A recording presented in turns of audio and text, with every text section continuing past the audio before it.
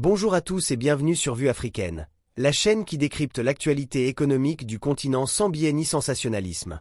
Imaginez, en pleine préparation du budget 2026, l'État du Sénégal lance son plus gros emprunt obligataire de l'année, 400 milliards de francs CFA, ouvert à tous les investisseurs de la zone UEMOA, aux citoyens et à la diaspora, du 2 au 22 décembre 2025. C'est son 4e appel public à l'épargne en 2025, dans un contexte tendu, dette publique élevée, mais ambition énorme avec l'agenda Sénégal 2050. Pourquoi cet emprunt maintenant? Combien exactement? À quoi servira chaque franc? Et surtout, est-ce un pari gagnant pour accélérer le développement ou un risque supplémentaire pour les finances du pays? Dans les prochaines minutes, on décortique tout ça de manière claire et factuelle. Restez jusqu'à la fin pour les risques dont on parle très peu dans le débat public. Allons Y. Commençons par les chiffres bruts. Cet emprunt obligataire par appel public à l'épargne ou APE, lancé le 2 décembre 2025, vise 400 milliards francs CFA au total. Il est structuré en plusieurs tranches pour attirer tous les profils. Tranche A, 85 milliards sur 3 ans à 6,40%. Tranche B, 125 milliards sur 5 ans à 6,60%. D'autres tranches jusqu'à des maturités plus longues avec des taux attractifs. Valeur nominale, seulement 10 000 francs CFA par obligation, afin que tout le monde puisse participer, citoyens résidents, diaspora, institutions. Garantie par l'État, avec liquidité assurée pour certains via des banques comme Société Générale. Pour situer l'ampleur, en 2025, le Sénégal a déjà mobilisé plus de 1200 milliards via des APE similaires.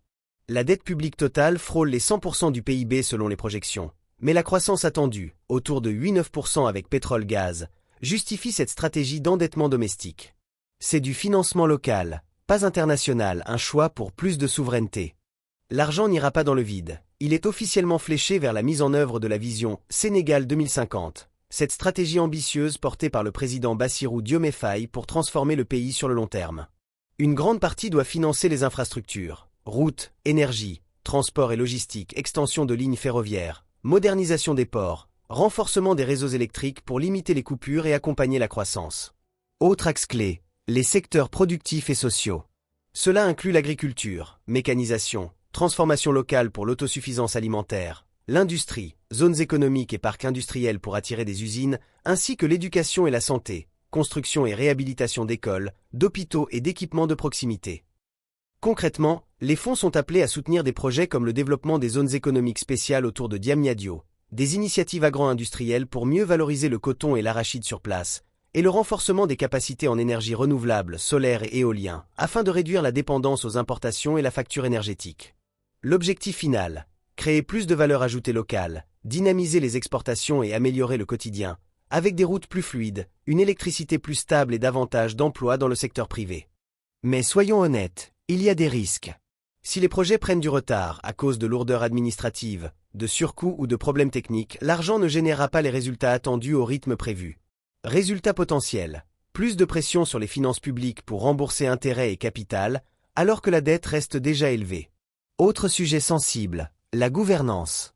Mauvaise gestion, dérive ou corruption pourraient détourner une partie des fonds de leur destination initiale, comme cela a déjà été dénoncé dans plusieurs pays de la région. Et avec un besoin global de financement public qui se chiffre encore à plusieurs milliers de milliards de francs CFA pour 2026, tout repose sur la discipline budgétaire et la capacité de l'État à exécuter des projets vraiment rentables.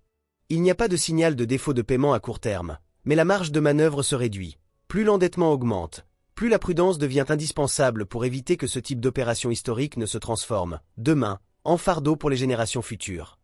Heureusement, des garde-fous existent. L'utilisation des fonds est censée être scrutée par la Cour des comptes, par le Parlement à travers les lois de finances, ainsi que par les partenaires du marché où ces obligations sont émises et cotées, comme la BRVM. La société civile et les médias jouent aussi un rôle de veille, en suivant de près l'exécution des projets et les engagements pris. Le gouvernement promet davantage de transparence, publication régulière de la liste des projets financés, des montants engagés, des échéances de remboursement et de rapports d'avancement. Ce suivi public est crucial pour maintenir la confiance des investisseurs et des citoyens, et pour faciliter le succès d'éventuelles futures opérations d'emprunt du même type.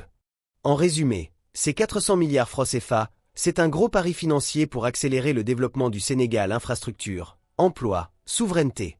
Et vous, qu'en pensez-vous? Préférez-vous plus de dettes pour booster les infrastructures maintenant, Ou plus de prudence pour protéger le pouvoir d'achat et éviter les risques?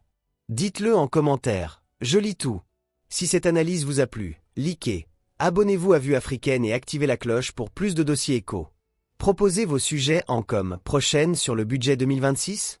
Merci d'avoir regardé. À très vite pour l'Afrique qui avance.